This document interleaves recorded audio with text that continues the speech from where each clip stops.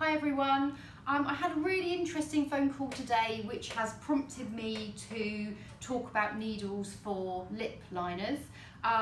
The person that called wanted to know why she'd choose one needle over another one for a lip liner. So I thought I'd explain it with some visuals to what or how I choose my lip needles for my clients.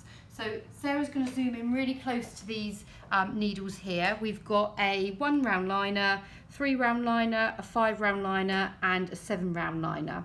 So with regards to choosing your needle for your lip liner, what you're going to need to think about is what effect your outcome is going to be. So do you want something that's really crisp, and is the person quite mature, so have they lost their natural vermilion border, their natural lip line around their lip, in which case you're going to want to maybe choose something a little bit smaller, or do they want to have no lip line visible, do they just want to have a blush, and that is part of your decision making process for your lip needles.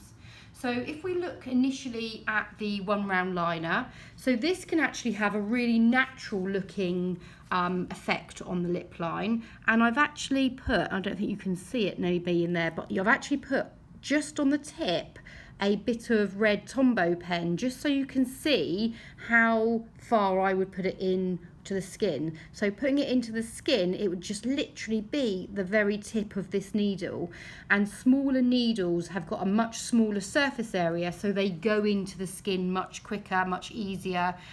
If you put too much pressure on it, that's going to go in too deep. 3 round liner, I think you might see this Tombow pen on here a little bit better. So again, it's just the tip of the needle that I'm putting in the skin. So I might actually have my needle out this far, but actually only put the tip into the skin. You don't want to be going too deep when you're tattooing, because anything implanted too deep will go very cool and look grey or blue. So 3 round liner is going to again be a nice tight needle configuration to give the illusion of a natural vermilion border, which is still quite crisp. So I would say that this is my go-to needle, a 3 round liner, or a 3 outline or a 3 micro for my lip liners as I do them on my clients. I like the way that it's nice and crisp.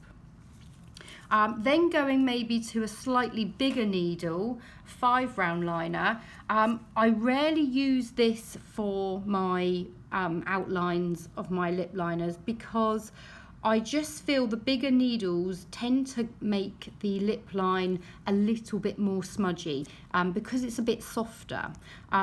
Saying that, I do like the way that the Vertex needle on the 3 and the 5 round liners, they are much smaller needles and nice and sharp, so actually you can still get some crispness with a larger needle.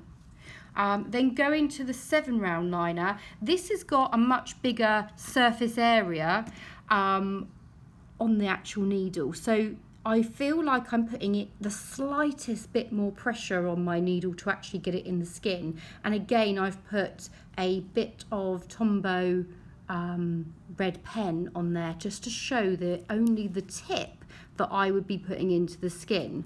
But like I say, you might need a tiny little bit more pressure on that to actually make it go in the skin. Otherwise, if your stretch is not good and your pressure's not right, I feel that this needle might bounce off the skin.